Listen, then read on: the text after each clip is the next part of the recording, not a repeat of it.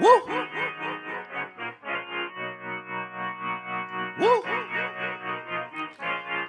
Look, I just been keeping my poise. Made by the million, but still unemployed. They text me about green, but not on Android. She not my shawty, she filling the void. I make the sounds that cut through the noise. He think he a man, but he chillin' with boys. Put down the liquor, start drinking LaCroix. The pain wasn't choice, but now I rejoice. My uncle had told me that I was the one. I played that shit smart, now my bragging and dumb. Lil' shawty had hit me, said she wanna come. Her dresses is black, but she not a nun. I'm so Pasadena, cause that's where I'm from. Some bangers, some hoes. Them with guns, they scheming for riches, they playing it numb. I'm second, I wins cause I'm second to none.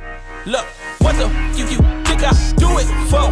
Do it for? Hey, looking in the mirror, you the GOAT, hey, I've been out here grinding 24. Welcome back to Secure the Bag, man. You know how we do. Four entrepreneurial cousins here mixing a little laughter with a whole lot of real talk about money and life. Tonight we're talking about dropping rates. Is it time to jump back into the market? Will home prices keep climbing as more people rush to buy? And how to make sure you sell your home for top dollar, and why mortgage protection might just be the thing that saves your family's bag. So grab your snacks, pretend you're busy at work, kick your feet up because this episode is about to be funny, relatable, and packed with gems you don't want to miss. Family, fellas, how y'all doing tonight? Doing all right. Beautiful day. Yo, y'all be killing me. So y'all just, yo, y'all so dead. Yo, cut the live. Start it over. I need some energy, man. We up here with the family. We talking, man. Y'all gotta bring me energy the way I'm bringing it to y'all. How y'all doing, man? The work week be real. You know what I'm saying? Work week be For real. real? Sir. It's real, man. It's hump day. Try to hang on here. That's every day. Every day's hump day. Yeah. All my days be the same, so I don't really. Every day is Friday. Every day is Sunday. It's all the same to me. I don't. That's No what, difference for me. That's what happens when you balling out of control. Every day's Friday, bro. Not yet. I'm on my way. That boy, like he got some money. On my way. Where Jason. brother Jason go? Jason, must be in he action right now, no closing a problem. deal right now. He must be on a Yeah, meeting. most definitely. He closing a Oh deal. man, so fellas, last week we discussed the NIL deals, college students, how them bringing in that new bag is just going to make a whole new wave of decisions that could be made, right? When it comes to entrepreneurship, anything that may help impact their family as a whole, and even just them, we got a whole new wave of students coming up making millions of dollars in college right now, man. And it's as we've seen, we got some people doing the right thing and some people doing the wrong thing. Yeah, I just want to do like a little recap of some of y'all thoughts of last week. I mean, last week was a good show. Listen, it's always fun when you can talk about sports, and that's where the passion come off. You ever been to a barbershop and you talk about sports and get crazy? I got in my family, we like split down the middle with Giants fans and Cowboy fans, and then my aunt, she come out of nowhere, she a Philly fan. So Thanksgiving at my house be crazy. You know what I'm saying? But nah, I thought it was a good conversation. Shout out to my man Shooter. We talked about Shooter. You know. Nah, yo, last week, man, y'all turned Secure the Bag into a sports broadcast, and you and Jason go back and forth, man. I thought that joke was hilarious, bro. Yo, that's how it be when you talk about sports, man. That's how it be. But nah, I thought it was a dope conversation too. And then, like I said, even the fact that my son is, kind of indirectly, well, he going through it right now. He's a college athlete, so Yeah. uh, we got to stay locked in. We got to stay in tune to all of these things, man. Of course. Never know. Yeah. King, did you want to drop anything for? Yeah. I just wanted to talk about how just the NIL deals coming out all together is putting families in a better position before their kids or students even get to, the NBA or the NFL or whatever. It's just put them in a better position. They don't gotta wait until they get the bigger deals to want to buy their mother or grandmother house, because that be like, if you come from nothing for the most part, that'd be their first thing. They want to buy their mother house, father house, all those different things. They can move them soon as they get to college now. They don't gotta wait. So, once they get to the NFL or NBA, it'd be like a new level because they're on a new level now. So this is a big deal all over. So their lives are being changed soon as they hit soon as they hit colleges and different things like that. So I feel like that's a big deal, and that's a big thing for their legacy. Yeah, Yo, most one definitely. thing I Yeah. forgot to mention last week, and I don't want to dive back into it because we got a new week. But hold on, my camera went out. What just happened? Oh,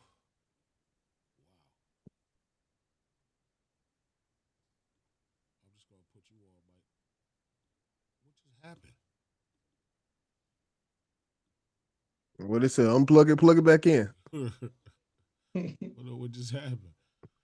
But I had I knew somebody. Oh my god, this is bad. This is gonna mess up the stream. Having some technical difficulties tonight. Battery just died on my camera.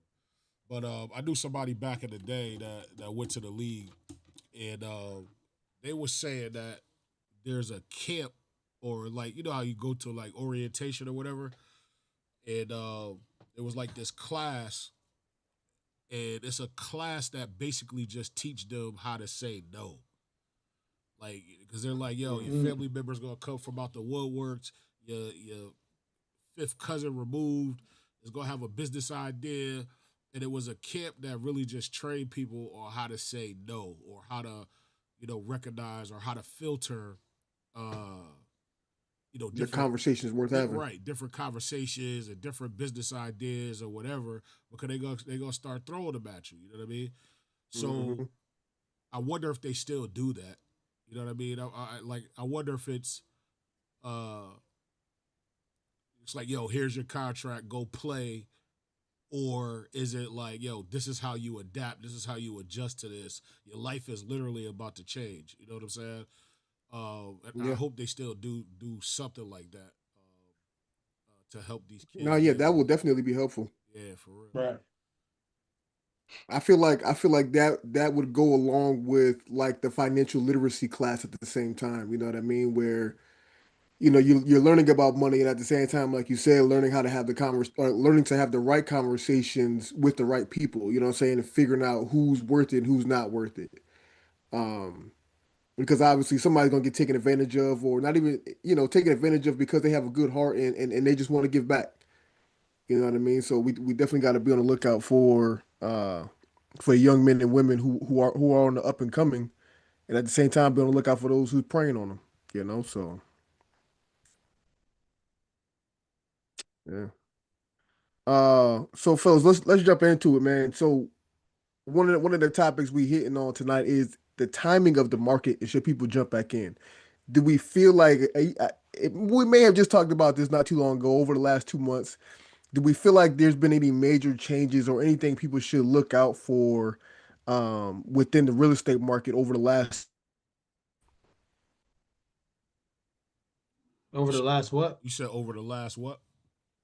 two or 3 months since we last kind of discussed this topic? uh Listen, yeah, okay, so yeah, last time we spoke, we talked about real estate being hyper uh locational. Like, you know what I'm saying? Like, it's every area in the country is going to be different, and how, one thing affects another, right? The interest rates dropping, if the rates, so first of all, let's be clear on this. The Fed agreed to drop the interest rates by like half a basis point or whatever it is. Was it 0.25 or point 0.5 of a basis point? Those rates don't directly affect the real estate mortgage rates. they're not the same. The real estate mortgage rates are affected by the 10-year Treasury bond, which is uh, traded on the stock market. So it's two different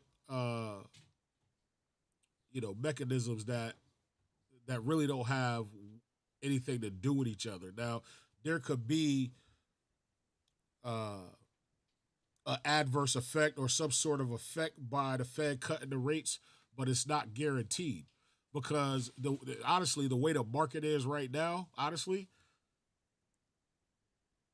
the 10-year Treasury could go up just because all of the action in the stock market. Like if everybody's buying stocks right now, supply and demand, right? So if stocks are in demand and people are dumping money into stocks, the prices are going to go up on those stocks. Which if the 10-year Treasury goes up, the mortgage rates will go up, right? But people are looking at this like, okay, if the Fed is cutting the rates the Fed cutting the rates affects your short term interest rates like your credit cards, your car loans, personal loans, that type of stuff, which is totally different from the mortgage rates. So Yeah. the idea is, okay, if the Fed cuts the rates, people are going to feel more comfortable about the market and da da da da. So maybe the 10-year Treasury will drop. So you know what I mean. So that's what everybody's hoping for. So we're still not out of the water or in the clear as far as are the rates coming down. Now the rates have been coming down. And I wish Jason was on to touch on this, but the rates have been coming down on their own. Before they were coming down before the Fed, because this meeting just happened today. So the last 2 weeks, the rates dropped a little bit, but we're still in the high sixes or whatever. The thing is, I think people are waiting for this magical number. They're waiting for these rates to fall at 4% or 3% or whatever this magic number is that you're waiting for. My personal opinion is I don't think we're ever going to see those rates again, right? But I will say if the rates fall even a little bit, if we get to mid fives, I think that's going to create a different real estate market, period. And probably across the board because everybody's feeling the pinch from these 6%. Y'all hop in, cut me off, whatever you want. Yeah, so I was about to say, so even I was listening to John Hope Bryan. He was talking about it where, rates used to be, a while back like 15%, you know what I mean? So it's like, as you're saying it, does it matter what the rate is? Like, does that rate have huge impact, either long term or even short term? Like I was saying a statement, but I'm kind of turning it into a question. Does that rate have any effect long term or short term on people right now? And is that why they could be kind of holding back on not buying a home? It all boils down to affordability. When Jason Mm. come on, I know we're gonna have this conversation all over again because he's been Yeah, preaching yeah, yeah. affordability for a very long time. But it all comes down to affordability. So back in the '80s, when the interest rate was 15%, the houses was only 20,000. You know Mm. what I'm Right. saying? So the houses was only 20,000, and the mortgage payment was only $700-800. You know what I mean? Maybe less. So John Hope Bryan is 100% right. I don't think we're gonna go up to 15% because of where prices are. Even at 7 or 8%, what happened was, Mike, is the affordability because the purchase price, the price of the house is high and the rates are high. It in theory slowed the market down because people couldn't afford to buy. So Mm. Right. and then it was back. If we go back to the pandemic, where I'll never forget that day. The daggone president. Look. I don't know how it was connected or how it was affected, but I remember him getting on. He had a meeting, a press conference, whatever, and he's like, it might have been like State of the Union or something, but he's like, yeah, we're gonna make home buying affordable, and But anybody that wants to buy a house has to go through the proper channels or something like that, he said. And everything just exploded after that press conference, man. Meaning the rates dropped and the buyers was outside. We was busy, right? So, but I said that to say, you go back to the pandemic, those rates were 3%. I was actually talking to a client last night who they've kind of outgrown their house. They As far as like family as size? far as family size, right? Okay. They bought their house actually pre-pandemic, and the kids are growing up, right? Or daughter's about to go to college, whatever, whatever. Life changes, right? They say the average Mm-hmm. homeowner only stay in their house for 5 to 7 years, right? Because Right. life changes. So he's got hella equity in his house. Let's say 200,000 in equity right now. He can make a move, but his interest rate is only 2.5%. So he's like, yo, where am I going? Like, I'm not going nowhere. Like, I'm not getting out of that rate. Like Yeah. a lot of people are like, yo, I'd rather build an addition, do a HELOC or a home equity line of credit, build an Exactly. addition, add on to the house, and make this my castle for the next 10 years, as opposed to me going back out and fighting with these 5% rates. They're starting all over again. Right. So then you got the first time home buyers, the people that are right now regretting kicking themselves in the butt because they didn't make a move pre-pandemic, during the pandemic, and now they got to come out in this concrete jungle and fight it out, right? So those are the people that are like, 5% ain't bad. You get what I'm saying? Like, I take this 5% versus me having to pay this $2,500 rent that my landlord keep going up and not taking care of the property, and I can't use the backyard, and I can't park in the driveway. My neighbors smoke weed and all of it, whatever, right? Mm-hmm. So those are the people that are like, all right, this 5% ain't bad. But a year ago, when it was 8%, it was like, and King, you tell me if I'm wrong. I'm getting a lot of people that are still applying and trying, but they just don't cross that mark on.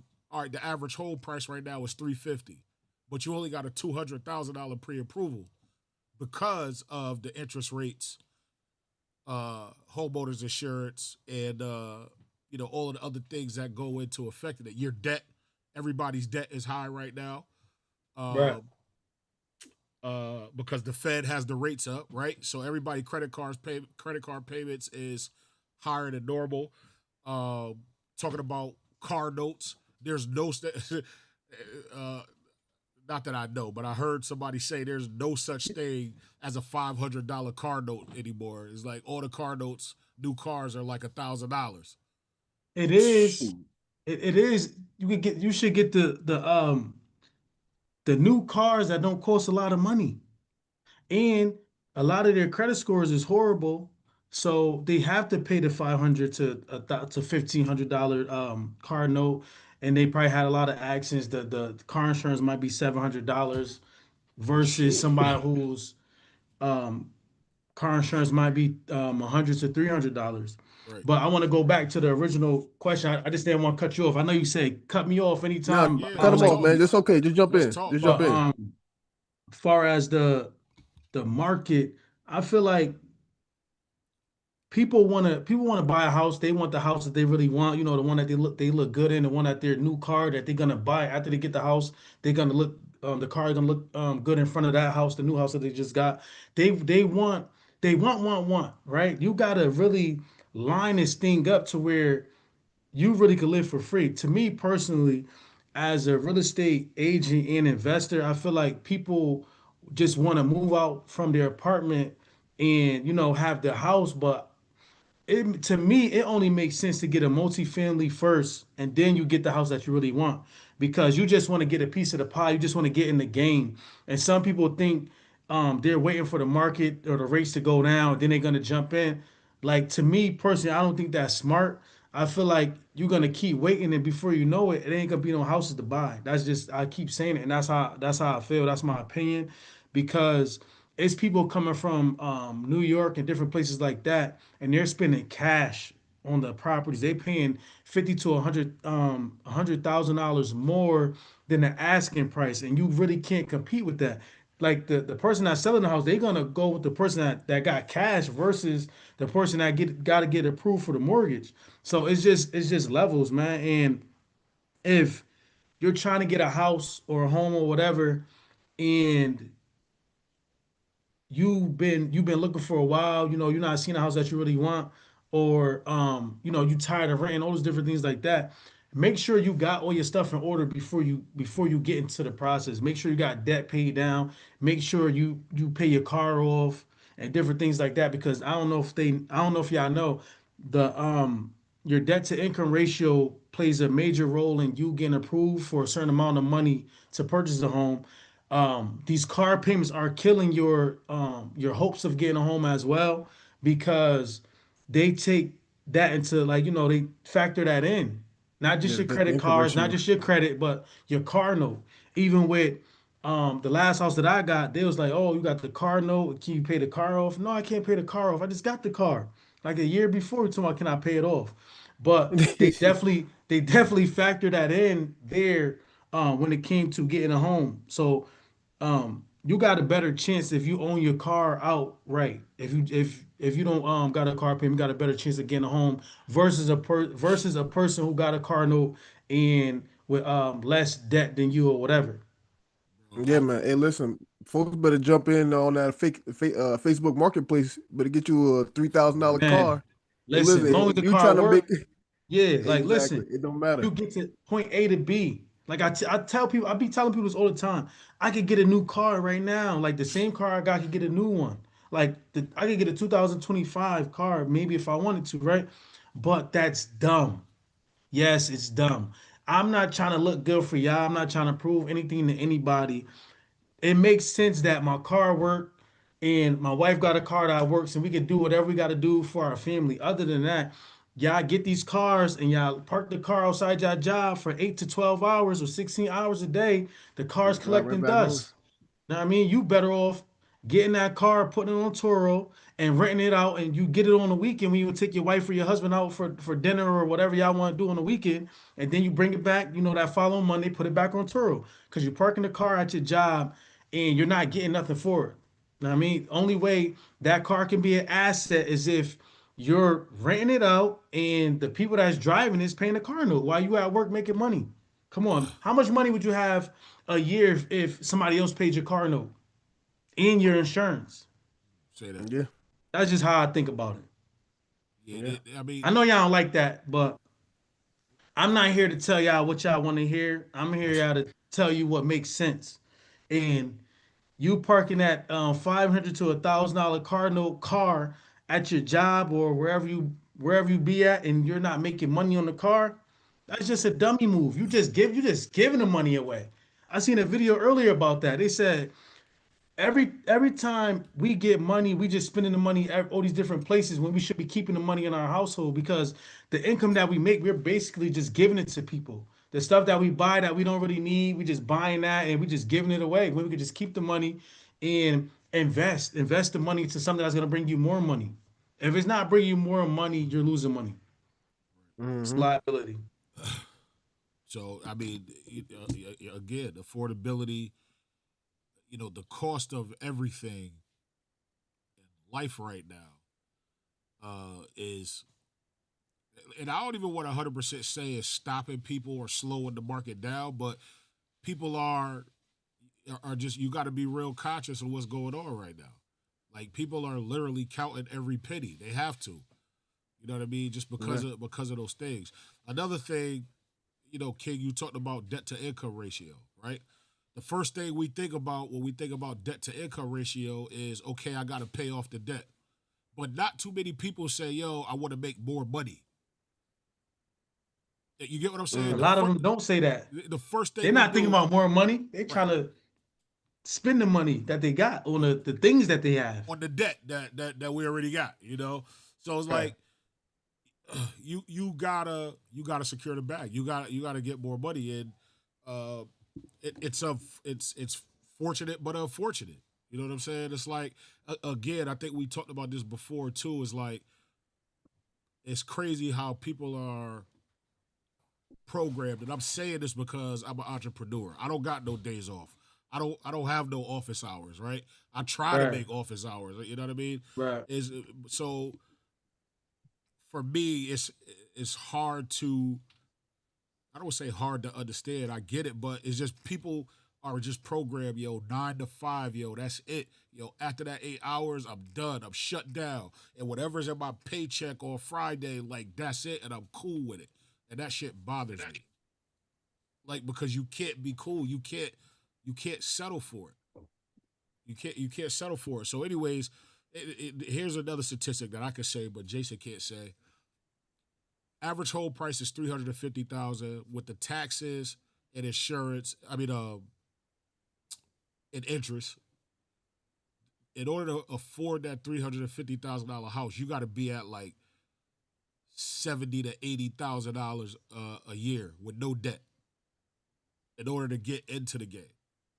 Right now, if you got debt, then you might not be able to get that 350. It's going to be less, right? Or if you only make 50,000, it's going to be less. If you got 50,000 with no debt and still fall short, right? So again, I said that to say that income, that debt to income ratio, also plays a part. Um, I think we talked about two income households, right? It's a lot of single folks out here, buying houses, trying to buy houses.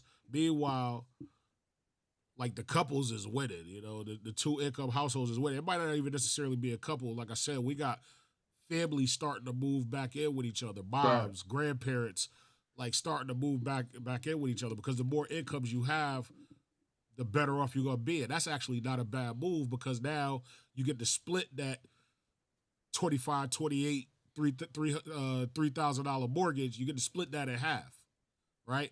right, King, you talked about getting the multifamilies. Listen, right, the cat's out the bag with the multifamilies.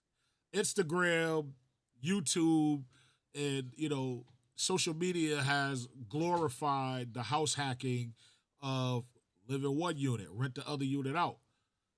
So meanwhile, while the single family home prices might drop a little bit, multifamilies ain't going nowhere. It's such high right, demand for multifamilies, it's not even funny. Because of that reason. You got that first time home buyer that wants the house hack. You got the seasoned investor that's already out there right, added to his portfolio. There's so many people that want multifamilies. Meanwhile, the single families are sitting there, especially like we talk about Hamden and Hamden's tax problem. I get it. Nobody wants to deal with the taxes. But meanwhile, the single families are sitting there and you could probably make good deals on the single families and still house hack. You can if use you, 203K, FHA 203K, turn the garage into an apartment. I think we talked about that. Hmm. You can finish your basement, turn it into a in-law suite, rent it out to traveling nurses, or rent out the rooms or whatever. You could still house hack with a single family. But because, that narrative of, we got to get that multifamily, and I feel you, it does put you in a better situation. But here, they pricing themselves out the market a little bit, I got to say. You know what I mean? So all if right, you gotta jump in, have big Jason. bucks to get in there. Jay, you back? Here, give me 1 second. My mic fell. Yo, come on, get it together, big Lord dog. have mercy. Well, Yeah, man. So King, I know you even talked about it. Or you were discussing that. I don't know if you want to talk about it now. I know you said you were thinking about doing a nonprofit. Is that something you want to speak on right now? um, It's up to you. You don't have to. I know it's so not the 100%. original nonprofit that I was like, my original nonprofit is for at-risk youth in New Haven. So I believe you're talking about the nonprofit, or I think I might switch it to for profit. You're talking about for housing veterans. Yeah, yeah, yeah. Yeah, I'm working on that right now. Um, and I talked to my lawyer yesterday, and I spoke to like some other professionals yesterday as well to figure out how I want to do it. And right before I was coming here, I was looking up online like different similar programs, like, that's doing what I want to do, or like, some things that I want to do. Um, and like, when I like get that all together, I'm gonna have like, multi-families or big buildings, because I want to help veterans, have like, have them feel like they're part of the, society and different things like that, because a lot of people forget about them, and they deserve to feel good, they deserve to look good, and they deserve to have money, they deserve to have whatever they want. So I'm gonna be working to make that happen for them. Yeah. I don't know if I Yeah. answered your question. No, you did. I would just, yeah, no, you did 100%. Jay, so What's obviously up, bro? we're talking about the market right now, man, and figuring out, we kind of had this conversation about 2 or 3 months ago, right around the time when we first started the podcast. But we're talking about the interest rates. Is it a Mhm. good time for people to buy right now? So a question for you, um, I want to ask is like, mistakes do you feel like new buyers or people who already have a home, what kind of mistakes are they making when kind of chasing lower rates right now? Waiting. I think the cost of waiting is the biggest issue most people are having because they're chasing a rate and not a payment they can afford. Um, so this is something that's really huge in our industry right now, and is everybody is worrying about the rate, right? And it's okay. Like the rate does help; it makes the payment lower and things like that. But you need to worry about the purchase, right? The buy. Is it a good home? Is it a good deal that you're getting on the home? And two, can you afford the payment? Rates go up and down every year. It's always cycles with rates, right? Once you get enough equity, you can refinance into the rate. That house ain't always going to be 250,000, right? That house ain't always going to be 300,000. That rate right now might be at 6 or 7, 8%, but that house is at 250,000 right now. The lowest is probably going to be in the next 10 to 20 years or whatever, right? Ever. So it's better to buy low, refinance the rate sometime down the road when you have enough equity, than buying high with a lower interest rate. And I think when you start running the numbers so people can actually see the difference, that's where the issue comes in. But the problem is everybody's talking about rates. Nobody is saying, can I afford? So when I'm doing pre-approvals all the time, I'm seeing people can afford, right? They're at freaking 40%, 35% debt to income. But they're so worried about the rate that they're like, oh, I don't want that rate. And I'm like, well, get your score higher, right? Get take your credit score from 600 and get it to 700 or above. Like, they're blaming the market, but they're not blaming themselves for making sure they're prepared for it and getting the education from professionals to know that, hey, the rate is a factor, but it's not the overall factor that it needs to be. I need to make sure I'm getting into a good deal, and I'm also getting into the lowest price I can possibly get for this home. And I think that's where the biggest mistakes happen with most borrowers, because then they go buy a new construction at the peak of the market, and they wondering in 2 or 3 years why they don't have any equity, and then they take a down payment assistance or something like that, and then they have taxes and insurance just skyrocket, and now the payment is through the roof when they weren't, considering all these other factors before they even went to the loan officer or realtor. Because you should Yeah. educate yourself a little bit before you even go speak to someone. So let me ask this as well, real quick. So within the conversation with you're having with the client, if you can actually, if excuse me, if you can answer this question, um, when you're sitting down, you're having that conversation, right? The person's like, man, my interest rate 6, 7%. I want to wait for something lower. Have you had that conversation with clients and been able to almost convince them, or be able to see eye to eye where like, hey, like it makes sense to buy now versus waiting? Have you had that conversation that hasn't went well in someone's favor? Oh yeah, all the time. I'm gonna force you to listen to me. Like if you don't want to listen to what I gotta say and you just want some chop shop cookie cutter loan officer, then go somewhere else. Because I'm gonna sit there, educate you. I'm gonna beat you in the head with the information. And the crazy thing about it, I'm like, why don't you want your realtor loan officer to tell you all this information? Why would you Mhm. not want to hear how it's gonna make your life better in the future? So yeah, I speak to them all the time, and once I break it down, actually. I was late because I was doing a consultation. They called. It was an emergency for one of my realtors. Um, they got denied at another place or whatever. So she called me and said, "Hey, can you do this consultation. So I was like, yeah, I'll do it. So I'm sorry for being late, fellas. But yeah, I was just telling her the same thing. She was like, should I go to credit union? Should I go to the broker? And I was breaking down to her the pros and cons. Well, I ain't say no cons for me, but I told her all the pros and cons for going to to go to the credit union, and just letting her know, like, don't put your faith in a pre-approval, right? We're gonna put our faith in something that's real. We're gonna work for real numbers and look at real things. People are telling you, oh, and sending you these letters, but there's nothing locked. There's no lock rates. There's nothing. They don't even have your documents yet. So, I try to do that, educate them, show them through the process. Once I pre-approve them, I'll do a screen share, show them the whole process, how I came up with the numbers and what their purchasing power is. And now they feel more educated and understand that the numbers are the way they are. And I think a lot of people don't understand why the numbers are the way they are, because enough people ain't taking the time to explain these things to the client, because they are assuming, hold on, my cousin had a 4% interest rate and blah, blah, blah, blah, blah, blah. And you're like, oh, for real? So who's your cousin? Well, he served 20 years in the military and he's disabled. And I'm like, yeah, but you're none of those things, right? He has a 600 credit score. You have a 400, and you got to explain some time and have those conversations with people. Every loan is different. Every borrower, every client is different. When you purchase, the time you purchase in, the location you purchase in, what's going on with the market and the interest rates. So you just got to take your space that you're filling, whatever time you're purchasing, and just take that in consideration and go for it. If you need to shop around, shop around. But I'm telling you, man, this is not pre-crash.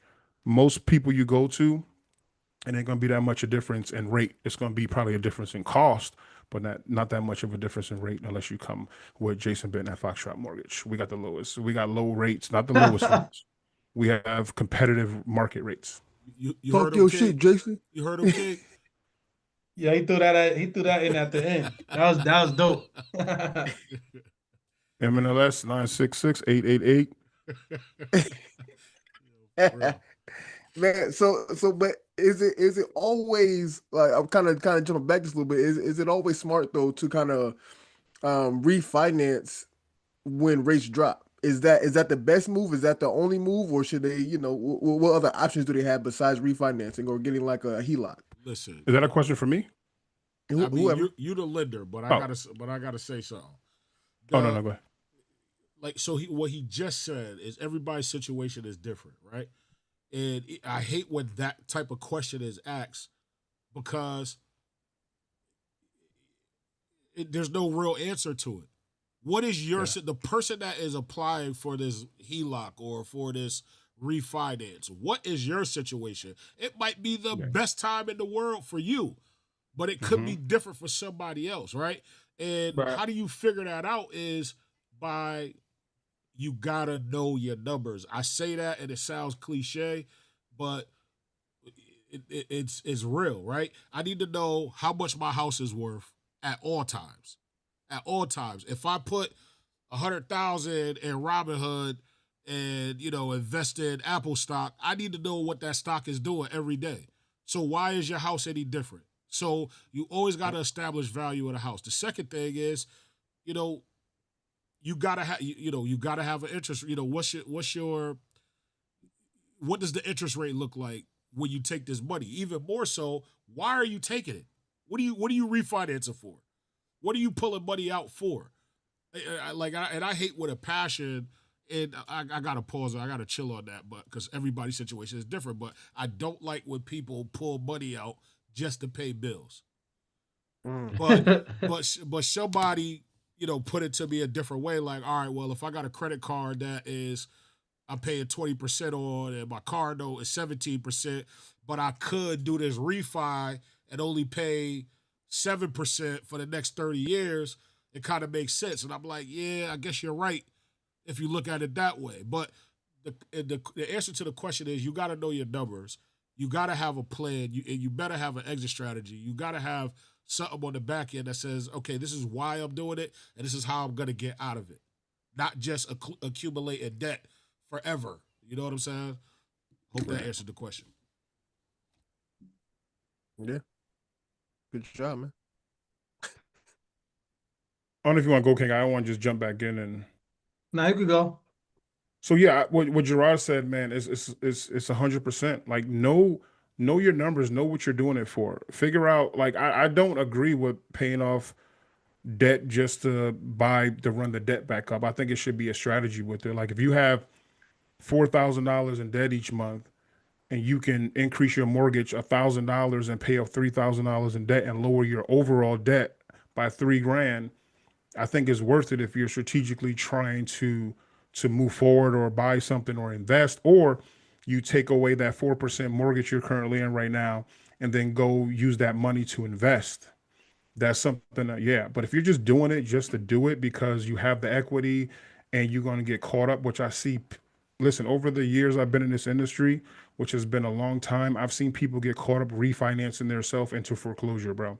Refinancing themselves into zero equity, and they have 90% equity in their properties at times. So it needs to be something you think about, something that's strategic, and just sit down with someone and say, hey, what are your plans? Because I think I was speaking to a realtor today and we were talking. I'm like, we don't ask enough questions as loan officers and realtors. We don't ask enough questions to buyers and sellers, right? We don't ask them enough questions on what their plans are, which we should be doing to figure out how we can structure these deals, how we can put them in situations that's going to benefit them. Because if you're talking to an Army veteran and you're telling that Army veteran, you need to get this DPA and do this, this, and this, and you're not understanding the market, which this happened several years ago, and it was another loan officer that did it. I tried to refinance him out, but he got into a situation to where he bought a home with a DPA, and he got a PACE loan, which means he got his roof and windows done, and they put it on the taxes. Well, guess what? 6 months later, he was told he had to be stationed in Puerto Rico. So we had to get rid of the Mm. home because the mortgage payment, he wouldn't be able to rent it out at the time. And then we went through it. I spoke to the realtor. I tried and we couldn't do it because that money he took out for the PACE loan, you need to keep it for 12 months before you pay it off. And then he had that DPA, which it wasn't enough equity in the home to pay everything off, and he moved. So he got stuck with that property. And like I think he was paying, I think he had to pay extra $1,000 a month to rent it out below $1,000 below market. And that's Shoot. just not like if you're in situations like that, you can't assume anymore that I'm going to be here for 30 years. Don't nobody keep a 30-year mortgage. A house, yes, but no one keeps a 30-year mortgage. The average mortgage is done within 5 to 7 years. Either they refinance or they get the HELOC or they sell their home or they foreclose. Nobody keeps that same mortgage for 30 years. And I think when we start talking about arms that's going to be coming up soon, which people were doing the past couple of years and the rates were high, there's other options out there for you. You just have to make sure you're getting that right information. And if you call Jason King or Gerard, we can definitely help you out with that information. Foxtrot Mortgage, foxtrotmtggroup.com. Yo, you gotta stop, bro. I'm, I'm glad you're doing So it, but it's just funny how you doing it, yo. You're not messing around. so yeah, I'm gonna agree with them both with knowing the numbers, knowing what you're doing it for, knowing what your end goal is. Um, like they said, the average person keeps the house or the loan between 5 to 7 years. Um, Me and my wife had spoke to a lender a few days ago about different options on how to like move forward and just asking all the questions that you can't really just ask somebody over line just because you see them online. Like they not really, they might inbox you back, but like going to a lender's office and speaking to them face to face and asking whatever questions you want. I feel like everybody should do that if you're interested in learning like the different programs or the different ways you can get a deal done or get a property. But we were asking a lot of questions, and he answered most of them. Like some of them he couldn't answer because he didn't offer the products or the services, but he know people that do it. So he basically referred us to some other people. But even with the HELOCs, don't just do the HELOC to get a new car. I see a lot of people doing that. I didn't really know what they were doing it like, years ago. I seen people like having houses and they go get a new car. I didn't know that they were like taking money out from their house and going to get the new cars, all those different things like that. And if the husband get a new car, you know who get a new car after that, the wife, or it might be the wife first and then the husband. But I feel like that's not smart. To me personally, I feel like if you're gonna take the HELOC out, you should take the HELOC out and use that money to purchase another home that will be able to pay for itself through like whatever different real estate companies or businesses that you do. It could be the traveling nurses, it could be a halfway house, it could be whatever. But make sure that the property is paying for itself. If you take this money and invest in something that pays for itself, then you're in a great position. Yep. It's especially with a HELOC. Because a HELOC, you got those interest only payments, and then it balloons in 10 years, right? Usually, Jason. Yep. So Yep. you better have a plan on how to pay that back, because those monthly payments that you making is not going towards the principal, which means the debt ain't going nowhere. So if you do a HELOC, you gotta be flipping houses or doing a burst strategy, or something like that.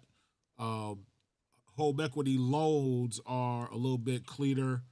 They're amortized like your mortgage in a sense. You got Yep. like 30 20, years. 25 years or something like that to pay them off. Mhm. Those are a lot smoother. But then the other part about the HELOC is it's literally uh, like an open line of credit. It's a credit card, right? Right. You can open it and not use it, use it when you want to. You just kind of swipe the card and then there it is. So that's the dangerous part. You really got to be responsible and really got to have a plan when you're dealing with a HELOC. In that equity.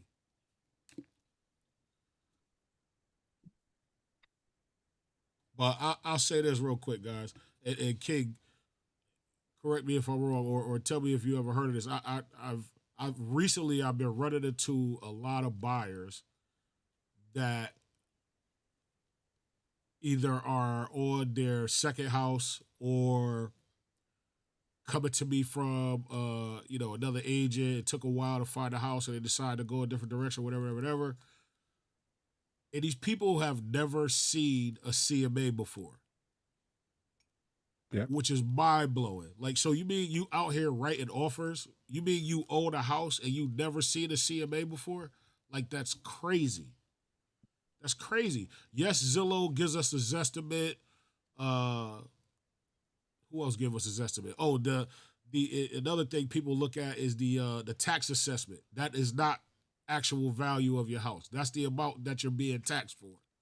It doesn't Yep. give you value of your house. It gives you how much you're being taxed for. But you need, if you own a home, you need to get a quarterly CMA done on your house at the very least. 6 months at the very least, but quarterly is where you want to be. Every quarter, I need to know what's going on in my neighborhood. I need to know how these houses are selling because I need to track the value of my house. So in case I got to pivot, in case I got to make a move, in case I need to sell, in case I want to get a HELOC, I know how much my house is worth. You understand? If I did one for somebody he got $200,000 equity in his house. You know what I'm saying? Now he's trying to figure out how to refinance now, even with the high rates, to pay for his son to go to college. Like, because it's cheaper to refi at 7 or 8% or wherever he's at versus paying a student loan at 15% or whatever. So he just wants to pull the equity out of his house. So you need to know these things. If you're a buyer, if you're in these, I'm gonna drop a gem on you. If you're in a bidding war, if you're finding yourself in a lot of bidding wars, how do you know what the other offers are? You don't. How do you know what you're bidding against? You don't. You don't. The only thing you know is value. You gotta establish value in these bidding wars. If your agent is not sending you a CMA, he's doing you a disservice. I don't do it for every house, but I do it if it's a house that you're interested in and you're thinking about putting an offer in. Before we write that offer, we got to establish value. Because how you know if you overpaying for it or not? Oh, the bank's gonna come out and do an appraisal. Yeah, but we too late at that point. We need to know that before we get in. So if you want a free CMA, send me a DM or holla. I got to plug myself because Jason plugged himself. Why y'all looking at me funny? you need a free CMA. Send me a DM. Text me your address. I'll send you a free CMA. No, that's funny, man. So if we want more people to jump back into the market, man, Let's talk about kind of what happens next, right? Like how does that affect home prices? So if more people want lower interest rates, does that automatically mean that the prices on the house will increase? Is that like the opposite of what people see as well? Yeah, it can have a direct effect because now you have more demand. And what more demand in the market is now it becomes back a seller's market. And in that seller's market, if you have 30, 40 people, you ain't gonna go with the lowest offer. You're gonna go with the highest offer, you know? Mm. Who's gonna give me what? And it turns back into a even more difficult market at that point because now all the house prices are being pushed up and it's making it more difficult, you know, more less affordable for more people. So I think that's another issue we're having because they're thinking lower rates are going to help the economy. Lower rates will help the economy to a certain extent, right? Home prices, but we're not accounting for lack of inventory, right? We're not accounting for these big cities. Right now, I just saw today they have the conforming loan limit rates right now, right? Conforming limit rates for 2018. Let me pull it up real quick because I was telling my wife I was like, "Babe, this is crazy." So hold on one second. Where Yeah, you at, man. man? So real quick, Jay, while you looking for that, Yeah, yeah. if the No, no, go ahead. rates Go ahead, John. if the rates decrease, so right now you got people coming off 6% rates. You know, even we was up to as high as eights a little over a year ago. So a lot of Yep. buyers backed off. And they like, yo, I'm gonna just chill, right? Everybody's saying I'm gonna wait for the rates to drop. Meanwhile, it's there's still demand, but it's not as crazy as it was when the rates was 4%, 5%. So, and again, real estate's hyper local. So even here in Connecticut, like I don't think we've this is probably the slowest it's been since the pandemic. You know, but it's still booming. It's still a seller's market, right? But Yep. if they drop those rates, now all of the people that were sitting on the couch is gonna come back outside. Hey Jason, they also say that if the rates drop, that the builders are gonna build, right? My philosophy with that is even if the builders build, they still can't build at a pace to where it's gonna offset the demand. Even the And the builders are terrace gonna are be getting over asking price. and the terrorists are still here. So the building materials cost more money. So that's going to drive the houses prices up even more. Like it's a cause and effect for everything that's going on in this market right now, right? We have one of the best. We have inventory here right now in South Florida, right? We have inventory in Cape Coral, which we discussed before. It's a boat town. Why are all those new constructions not being occupied? Because the cost of those homes are astronomical, man. Like the taxes are going up. I did a tax estimator the other day on a $400,000 home, and it was $8,900 in taxes. You know what I mean? And you have a $400 HOA fee. So lower rates don't necessarily mean it's going to open the market up for everybody. It's going to make it better for investors, I think. I really think we got into a point to where people are going to be priced out because wages are not increasing. So even if the rates get lower, the prices get higher, taxes still going up, insurance is still going up, right? Inventory matters, but they're not going to be able to build enough in the next 4 to 5 years, right? If they already don't have the plans, they ain't gonna find land and say, okay, we're gonna build right now. It's gonna take Right. about a year or two, especially when you're doing these large developments, water and sewage, electricity. It's a lot. It's a process to do these things, man. So that's why it's like you buy when you can afford. Later for the rest of the market. Stop listening to these people online. They're lying to you. I'm telling you, MSNBC, CNN, Fox, they're lying to you. All these people telling you the wait, they lied during COVID. They were buying blocks while they were saying, no, you should wait because it's so expensive. They're Yo, buying blocks, hedge funds going out there buying whole neighborhoods at one time. You buy when the affordability is there, and then you work the rest out later when the rate's low. You refinance 2, 3, 4 years down the road when it suits you. But if you can afford, you should be buying, and that could be good news, bad news. I mean, I see it every day since 2005. The people who buy now who buy before the rates go down are going to be the winners. Just like when the market crashed, people bought all those homes. Oh no, don't buy. The market sucks, and real estate doesn't work like that, ladies and gentlemen.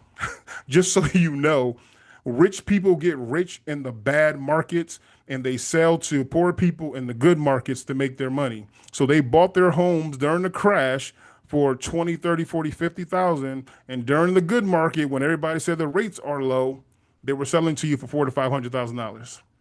Mm. It's just the cycle of how that actually works. I So want to add to that. Hold on, real quick, real quick. Go ahead, go ahead. yeah. I want to add to what Jason said. When the news and everybody is saying do one thing, always do the opposite. If the rich people saying don't buy, buy. If anybody's saying don't do something, you do the opposite. They was telling us to wear the mask, and I never wore the mask. I never caught COVID. You don't do what these people say. Do you always do the opposite? Mhm. Yo, Um. hold on real quick. One last thing. I don't know, or you tell me. Everybody that I've ever heard say now's not a good time to buy already owned the house. Right, right. You're right. They, they already owned the house. You're But it's right. like, but nobody asked the question, why is it not a good time to buy? Oh, the The rates are rates, high, Rates too and high. the rates. oh, okay. You still need a place to live, right? Rates too high. The prices are expensive.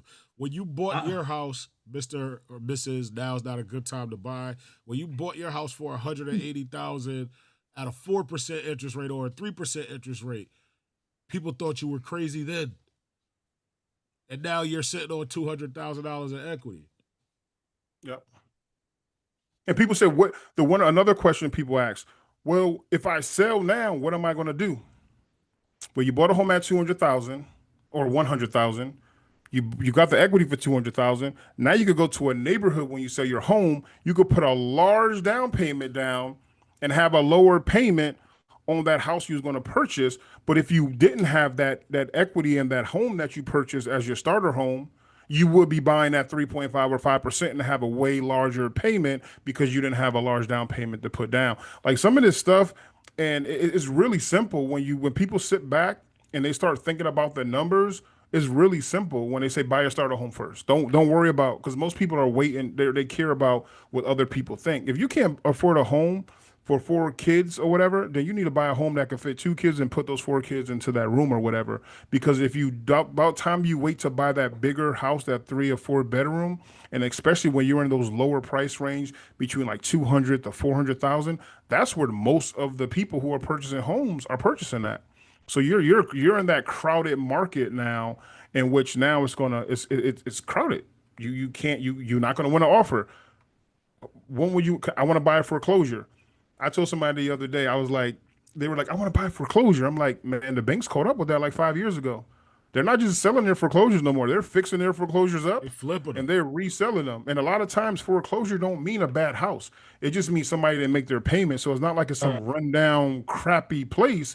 And now the Right. lenders are like, well, we're going to send somebody in to fix it up so we can get true market value for that foreclosure. What people are talking about are wholesale properties. And Gerard said it earlier when I was getting back on wholesale, so you can take advantage of a 203K loan and you can buy well under market value, use that rehab loan to fix the property up, and then be able to gain equity and stay in there for a couple of years and sell it and be able to win that way. And there's also there's a difference with that in the sense of it all goes back to you got to know your numbers, right? Yes, So yes. you may have a budget in mind, and that's cool, right? Your budget is your budget, but you can look at a house and be like, yo, this house is 200,000. What's wrong with it? Nah, I need it cheaper or whatever. All right, here you go. I showed a girl a house in Hampton out in the 06518, right? That's one of our Hampton's most expensive zip codes. The house is listed at 300,000. It's a 3 bed. Nope, it's a 4 bedroom raised ranch, right? It had tenants in it prior, so it needed some love. It needed some updates. It needed some paint, whatever, whatever. I don't think it needed more than 30,000, 30 to 50,000 max, 30 50,000 max. But the house next door is worth 450. The house on the other side is worth 400. I could go a street over, they're worth 500. But because she's paying 300, because the offer price or asking price, whatever, was 300, she's like, nah, it's too much. I'm like, yo, this is a steal. This is a steal. But so what I'm saying that to say, if you don't understand value, you ain't never gonna find the deal. Because if you don't have value, it's all about emotion. I feel like this house is expensive. Oh, I feel like I want to offer here. I hate that conversation.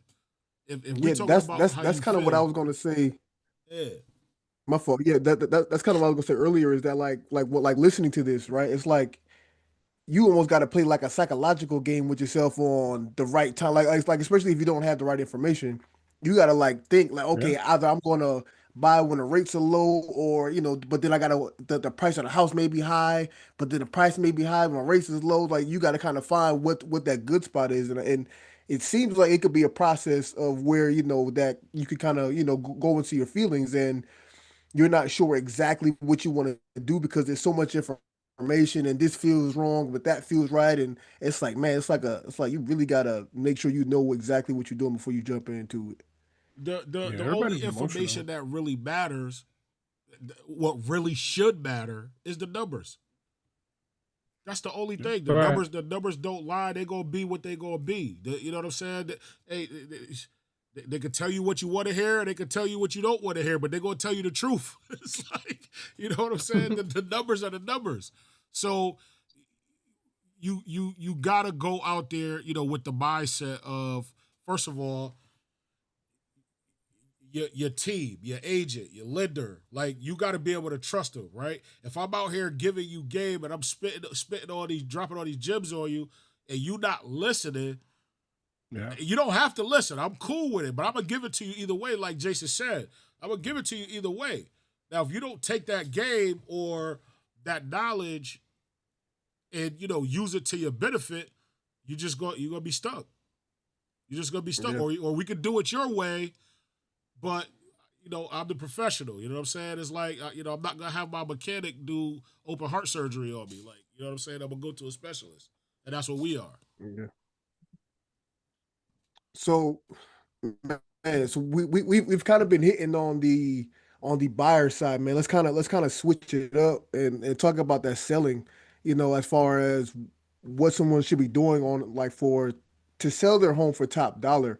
What do we feel like is something that a seller should be looking to do when selling their home for the top dollar, or let me clarify that question.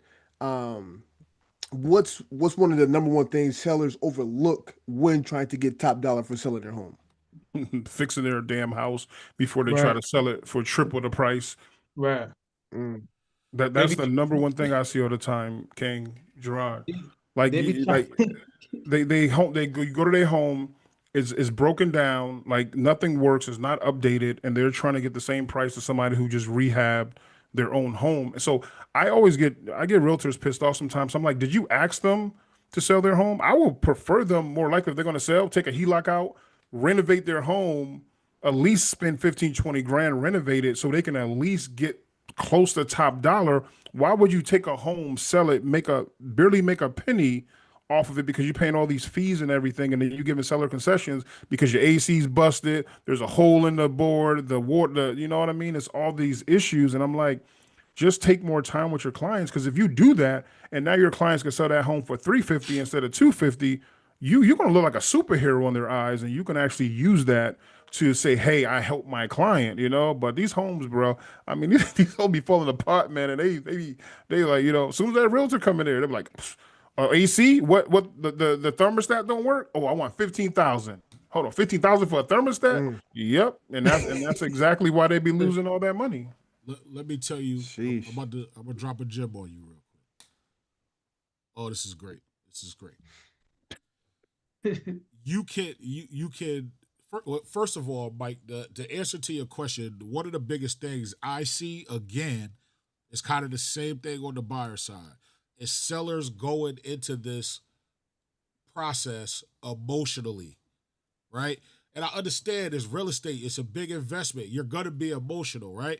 But what I mean by that is you could have bills, you could have a plan, you could have something you want to do, you got a goal. I feel you. But if you're like, yo, I want to get $500,000 for my house and your house ain't worth it, I need you to stop dreaming, right? I need you to be realistic. You got to be realistic and you can't be emotional, right? The numbers don't lie, right? So we're going to run that CMA and we're going to come up with a good value on your property. Now, here's another thing. You could pay for an appraiser, right? Because I'm telling you, it's two different numbers. You got my CMA, agent CMA, which is going to tell you what we could sell the house for. And then you got an appraiser, which they're going to tell you, how much the house is worth. It's kind of two different numbers. I promise you, they'll be close, but it's never going to be the same number, right? But here's why. We can account for things that the appraiser can't, or and vice versa, right? It's just not going to be the same number. The first thing I learned in real estate school, my man Bill Ferriola told me, your house is only worth what somebody's willing to pay for it, period. Correct. Period, right? So I don't care what Zillow says. I don't care what you feel, right? And I'm not saying my number's lower than your number. I'm just saying you need to know the facts. You need to know the numbers and stop going into this thing emotionally, right? Number two, like Jason said, you got to take care of your property, right? But here's something that I bet you never thought of. Your new buyers come in, they're going to get a home inspection. Why don't you call a home inspector pre-listing to figure out all of the things that's wrong with the house before the buyer gets there? Yep. So now you get to fix the property up and take care of all of those doubts and questions that's going to come up later. You just deaded all of that, right? Number three. What you got, Kay? You smart. Oh, You bro, just, listen, I just took that, put that in my bag. Hold on, King. I just threw that in my bag. I got another one for you, King. You wait right there. Watch this. Right there. My company, I've been an agent with Coldwell Banker, for like the last 10 years, right? So we launched this program with Angie's List. We partnered up with Angie's List. We will go into your house, make the repairs at no cost to you up front. All you got to do is pay us back at closing. So if you got the equity and you need a new furnace, this furnace is going to cause a problem, right? The roof is old. We need a new roof. We can do anything from landscaping to a water heater. The central air don't work. I get that all the time too. The condenser outside don't work. And take the old Freon and all of that stuff. We can fix all of that up front at no cost. You just pay us back at closing. That's fire. You see what I'm saying? So look at that whole process, right? Look at that whole process. If I'm a seller and I want to sell my house, I need to establish value. Because I think I got to do that before I can even plan. I know what I want to do, but I don't know if I'm going to be able to get there. So how do I know if I'm going to get there? All right, I need to establish value. All right, let's figure that out first. Get that CMA. The second thing is, while I'm there looking at the house so I can put this CMA together, this don't look right. This, how old is this? Okay, cool. You got to ask the questions, right, Jay? You got to ask the questions. So, we might need to call in a specialist, Let me call my inspector. You know what I'm saying? My inspector, he going to come in here. I would keep it a buck, and I'm not bragging. I ain't seen nobody do an inspection like my home inspector, for real. I met him. I was on the listed side. He was on the buy side. He came in and ripped this crib apart. And I'm like, yo, who is this dude? Like, who checks this stuff? I've been using them ever since. You can't beat them, join them, right? So it's like, yo, call the inspector in, let them come in, check this joint out before you put it on the market, and you got to face those, that trouble with the new buyer, right? And then, after that, if there's repairs that need to be made, you probably can't. If you can't front it right now, then we got you. It is what it is. So that plan, those steps, those are the things that's going to help sellers succeed in this market, Mike. I hope we answered your question. Yes, sir. Yes, sir. Well, I didn't. I ain't go yet. So, nah, but all jokes aside, like I go like look at houses. I've never been on a seller side yet, but just from being on the buyer side, I know what these people should be doing. Like some houses I pull up to and I just see how the yard look, how the house look. I'd be like, listen, we not looking at that. I ain't even go inside. And sometimes the house might look good on the outside, then you get in the inside, then it look crazy.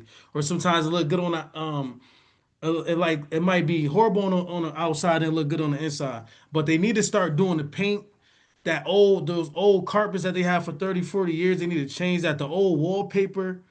Just do whatever you want your house to look like. That's what they should be doing. They should be paying, doing all the things to make it look like it's new. So when the person want to buy the house, they come in like we don't got to do nothing. Everything is good how I want it to be. And just do it like that. They could take it out. They could do the HELOC, or they could do what Gerard said, far as having like the real estate company come in and do all those different things that need to be fixed. Then you don't got to give no money away. So whatever you put the money into, you could get it on the back end when you sell the house. Yeah, 100%. So now we've been talking about uh getting the inspections, how the crib look, but how does someone actually know what their house is actually priced for, like correctly when you're trying to sell? How does someone go about getting that information the right way? Well, I mean, again, it's that CMA. First of all, if you got the right CMA, but all right, here I think I got a better answer for you. The problem Okay. is, Mike, is a lot of agents will tell a seller what they want to hear just to get the listing, right? It's a mixture of that and a lot of agents not being able to stand 10 toes down on what they believe in. You get what I'm saying? So, I'm gonna just kill my integrity just in order to get this sale, right? So I got a listed. I was gonna say I'm working on, but I really ain't even working on it, right? It was a house that was on the market for a year, listed agreement signed for a year, and the agent is on my Facebook page too, so she probably gonna hear it, but it's still crazy. The listing was on the market for a year. It expired. The seller calls me and says, "Hey, I want you to list my house. I've been with this agent for a year. It hasn't sold. All right, this is the price I think you should sell it at. If you don't want to sell it at that price, I don't even know if I want to waste my time. Like, really, I could meet you halfway. I could say, all right, for real, King, I'm dead serious. I don't have to list it. I don't have to list it right now because I told her, I'm like, yo, listen, I could meet you halfway. What I could do is we do it at your price for 2 weeks. If we don't get the numbers we want in 2 weeks, we got to drop the price back to my number. And if you cool with that, we can move forward. If not, I don't want to touch it. I don't want to touch it because at that point, you're obviously hard to work with. You're obviously not reasonable, like not Open-minded. yeah, like you're not understanding what this is. You get what I'm saying? So Yeah. as much as I tell you and you don't believe what I'm telling you, then we shouldn't be working together anyway. Like that just made me think about something. That's the reason why that shit was up there for a year, because they are the problem. Yeah. Yep. A lot of times, Oh, yeah. wow. Yeah. So I'm like, and you're absolutely right. It's probably not the agent. I don't know if it's the agent or not. I probably had a good idea. But the point is, I wasn't taking it to go through the same thing. If I'm taking this thing, it's gonna be gone in 2 weeks. Like I'm not playing with it. They was like, yo, why you only do your listing agreements for 3 months? Because that's all I need. I'm not being tied to you for 6 months, and I don't want you tied to me for 6 months. Like, let's get this thing done and over with. If you want to sell But now, that's part. Yeah. That's part of the reason, Gerard, that the That NAR was issue, smart though. the NAR issue came up because these sellers was feeling like the realtors wasn't doing enough to help them move these properties, and they're like, you just came in here, you showed the properties, you didn't do none of that stuff Gerard said do, and you're getting 6%. So that's where some of these issues started arising from that. Like they started coming up like, all right, you just getting paid, and I'm selling my own home, to a certain extent. I'm saying every realtor because there's a lot of amazing realtors out there, who follows the plan and go above and beyond. But a lot of them were getting their license and just just doing the bare minimum, and that's where the issue started coming up. Like, I'm paying them all this money. There's more to that because they do a lot of work. Our industry is not easy to do what we do, but they felt that way and they brung it to the Supreme Court, man, and they won. Yeah, So Jay, you gotta dumb it down for slow people in the back. You said they came up with the Well, R. I have Gerard because he's a realtor. It affected them. It doesn't affect us, but it affects so them. basically what happened Okay. was, National and this Association was of like Realtors. in Milwaukee. It wasn't like nothing around here or nothing like that. Yeah. And full disclaimer, my company, my agents, my people that I work with, we've always done business the same way.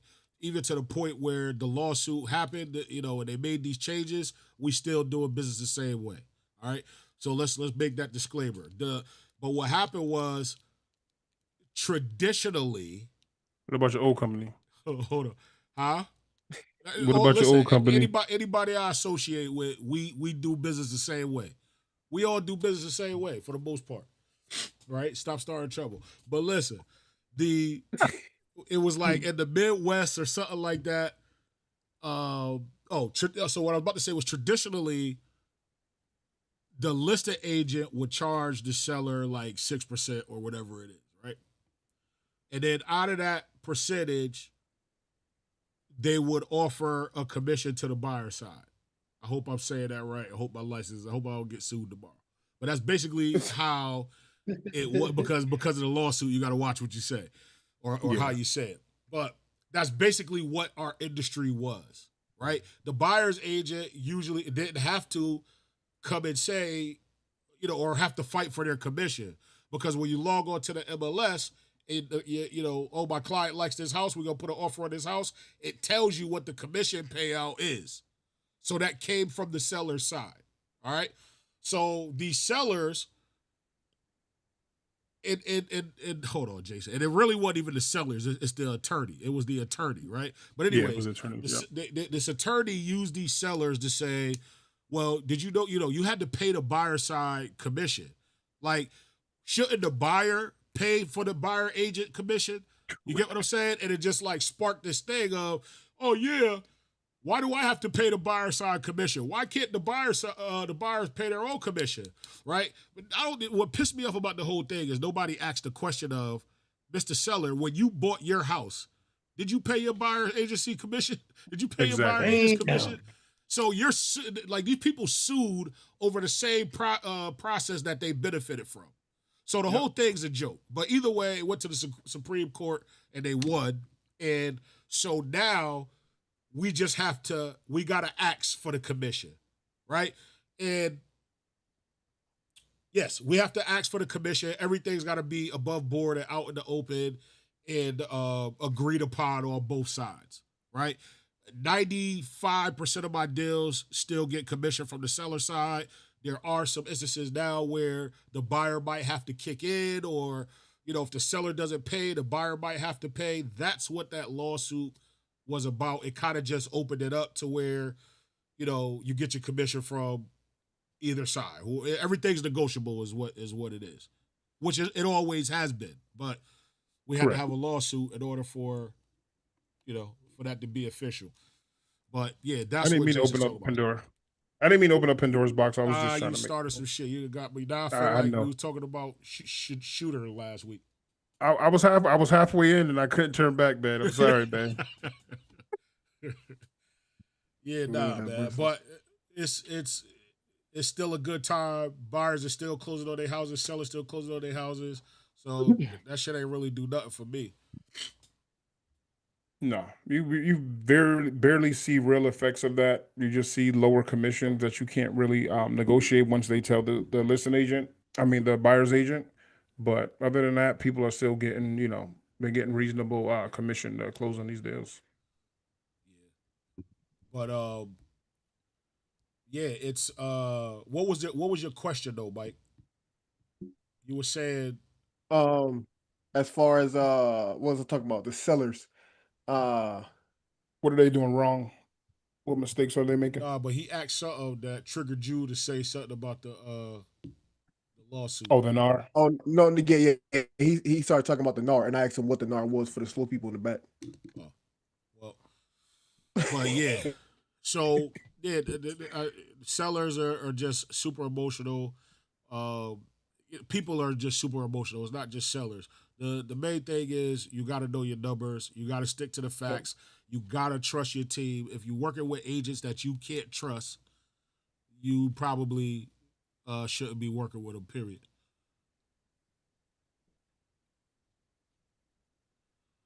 But we were talking about some other things. All right, so you got the buyer side, you got the seller side, you got first time home buyers or buyers closing on their properties. You get them to the closing table.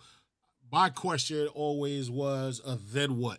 Like, what do you do after that? So yeah, as a real estate agent, we're gonna stay in touch. We're gonna make sure we give them the CMA. We're gonna make sure we hit them up every holiday, see how they doing, da da da da, all that cool stuff. Um, but like we were talking about financially, how does a person, now that I own a house, should I adjust my life insurance policy? Should I get another life insurance policy to cover the cost of the house? Like what should happen after I take ownership of this house?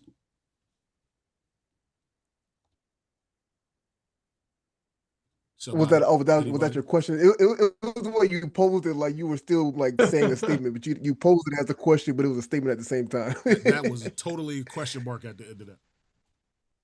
Yeah, but the way you said it. But understood, my brother. Yeah, man. So when we talk about owning a home, right? Uh we gotta look at the differences between the life insurance and the mortgage protection, right? Which some people, depending on who you're talking to, will say, well, mortgage protection is kind of the same thing as life insurance, which it could be. You could use life insurance as mortgage protection. But when we discuss the what mortgage protection actually is let's just say it's a policy that will protect the mortgage in case let's say you the wife and the kids, right, and you as the husband are the breadwinner. um you'll get a policy on yourself that will pay off the mortgage if you were to pass too soon, right, or unexpectedly. Now, instead of the like again comparing life insurance and mortgage protection, if you had life insurance, the money would go to your family members, whoever that beneficiary is. But if you have a real mortgage protection type of policy, it'll go directly to the mortgage company and pay off the mortgage itself. So that's kind of some of the main differences between So, mortgage protection and life insurance. so wait, so the more you said, so like the mortgage company is the beneficiary. Yes. If you get a mortgage protection policy, it'll pay directly to the mortgage company itself. Gotcha. Versus if you use life insurance as the mortgage protection, it'll be like your wife and your kids will be the beneficiary versus the actual mortgage company. Gotcha. Yeah. So But you can actually protect people from themselves and just make the mortgage company the beneficiary instead of giving it to the wife who may or may not pay it off. God forbid if something happened to the husband or the wife. yo, that's dope. Exactly. Yeah. Okay. Yeah, So because you we got protect we the got to people look from at, yourselves. exactly, just like we talk about people getting a HELOC or refinancing and doing something completely opposite, like buying a car with the money, right? Like most people have never got 100,000, $1 million at one time, right? So what do you do now? You're experiencing loss. You gotta go. You gotta experience. The fact that that money is now missing from the family. Now, what do you try to do? You try to make up for it all by making yourself feel better. Now Mm. you're going out trying to spend more things. Now you're going out on a vacation. Oh, now the kids need this because now you as the wife or the husband who's missing the other income have to now make up for it. So now you're going to work even more. So there's a whole lot of things that get affected when obviously an unexpected death comes into play and someone may get a good amount of money in their pocket randomly. So So so so um what's the difference between that policy versus a PMI, a mortgage insurance premium? Oh, you got me on the PMI.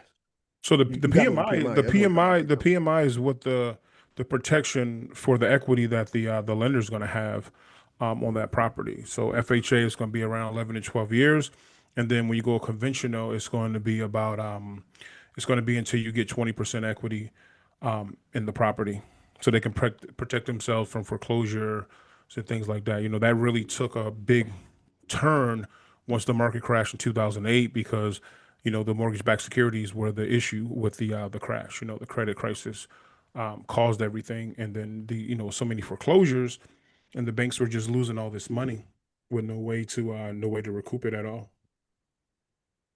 So a private mortgage is PMI.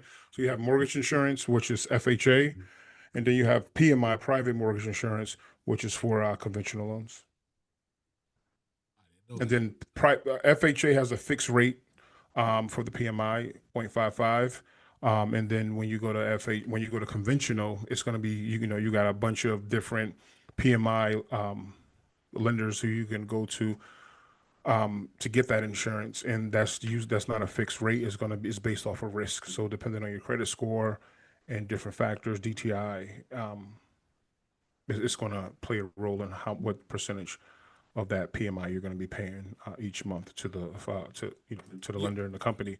Yo, Mike, I can't stop. Before I talk to you and Mike Whitaker, I thought that these insurance policies was like super expensive. Like I thought it was crazy. I know I don't want to talk price and policy, but I'm just saying in general, I thought they were like crazy expensive. Like is like that mortgage protection. I don't know if you can answer or if Jason can answer.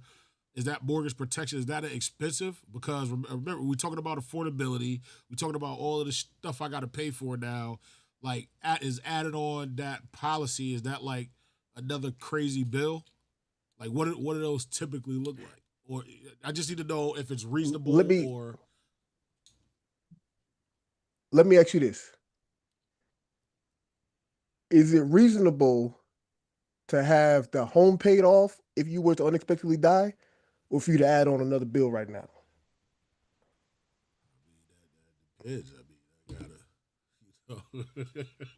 I feel you. I mean, you gotta look at it. Like okay, like we gotta look at what's expensive versus or not expensive. Let's look at the value.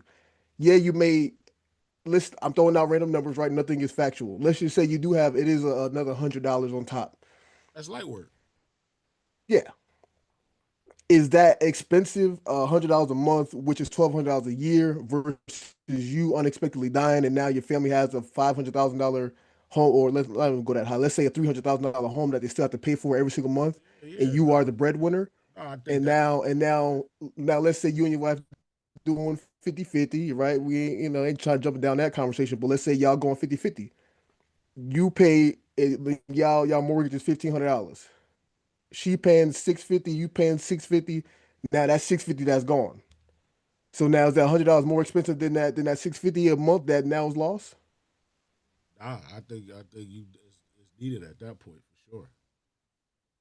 Exactly. So it's like you got to look at the value of, hey, if I take this loss, can my family, can my spouse, and whoever is depending upon me, can they survive without my income? Pretty much. Yo, King, see how he come up here with that tank top on with his chest poked out, you know what I'm saying? Like, yo, don't be flexing on me like that, yo. You know what I'm saying? Yo, Mike sat me down like a kid just now, bro. I was gonna wait to talk about that. I was gonna wait till after we done.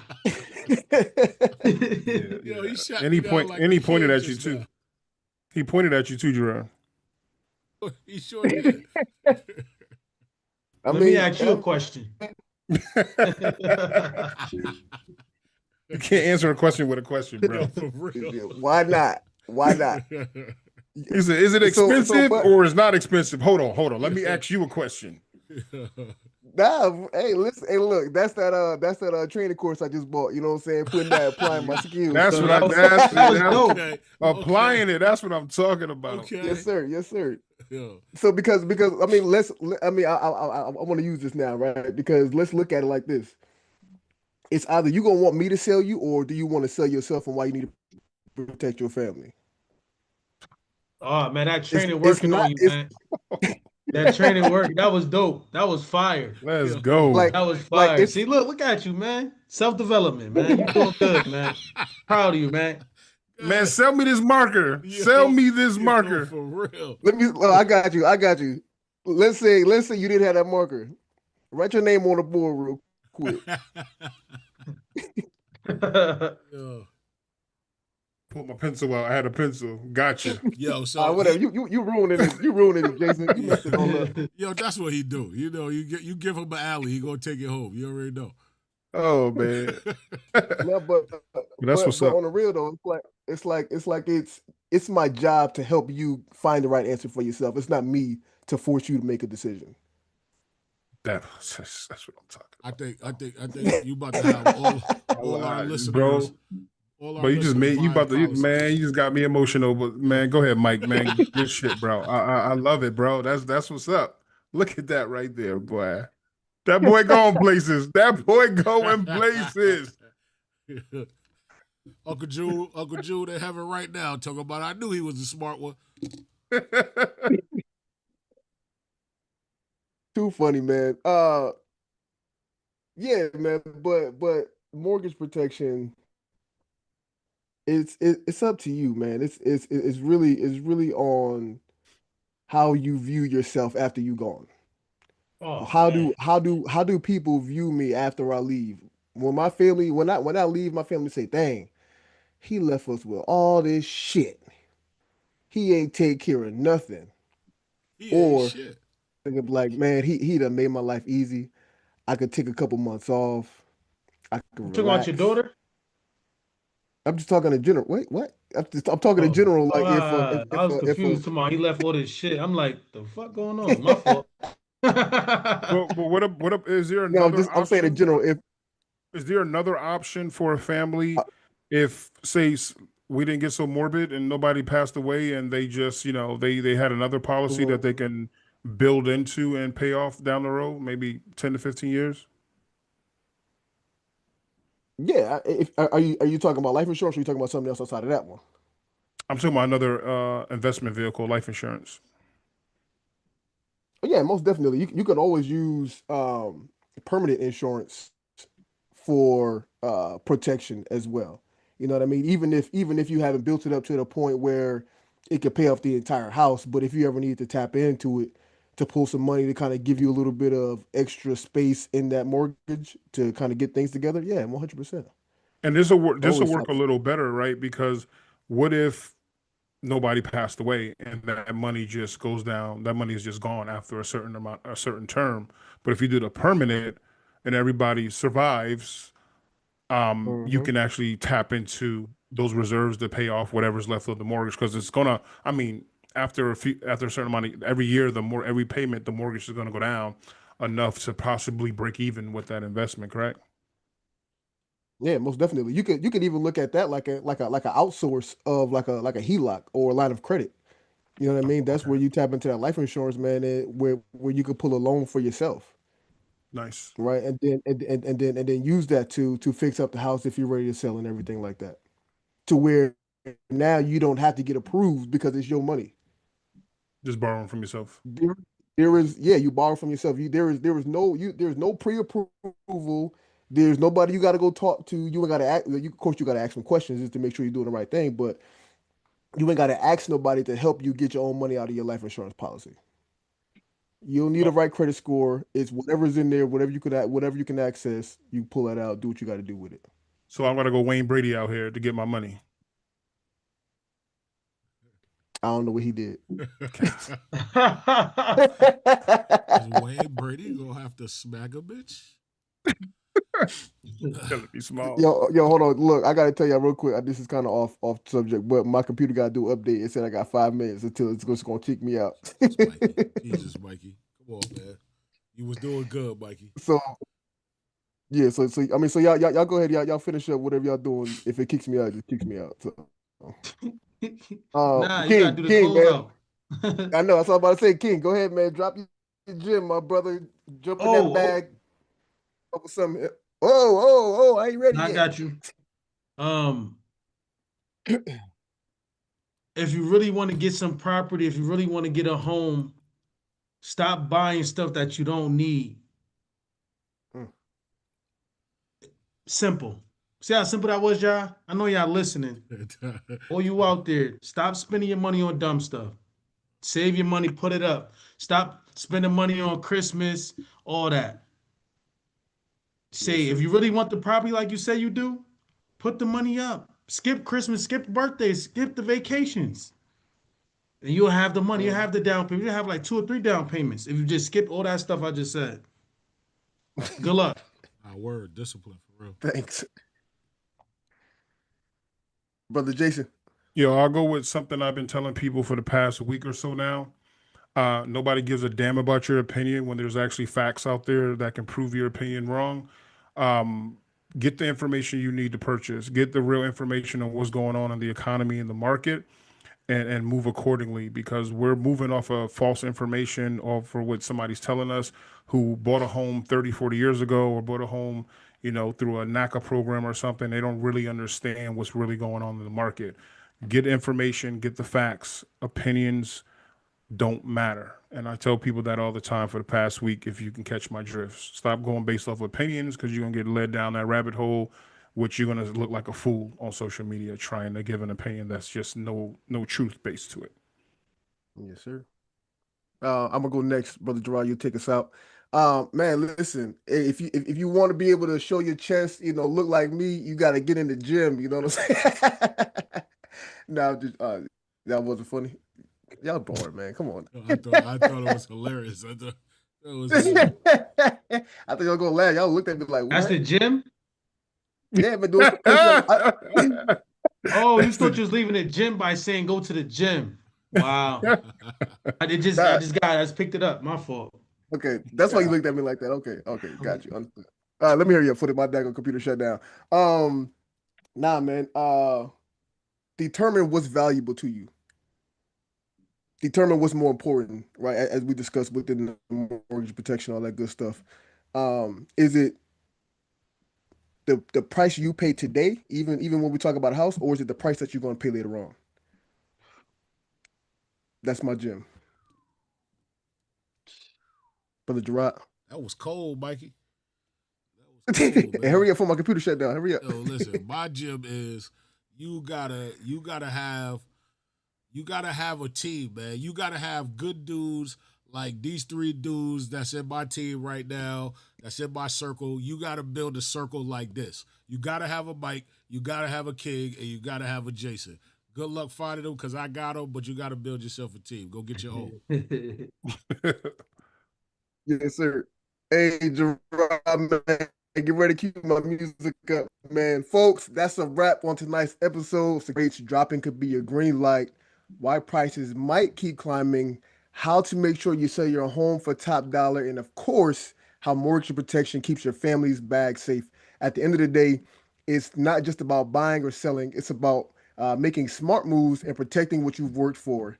If you laughed, hold on, my screen messed up. If you laughed, learned something, or at least stayed awake through all of our stories, make sure you hit that subscribe button, share this with somebody who needs to hear it, and keep rocking with Entrepreneurial Cousins, man. Until next time, keep securing the bag and don't spend it all in one place. See y'all next time. I just want to say that's the second time you told me what to do on this podcast today. Man, drop my music, right. man. You always make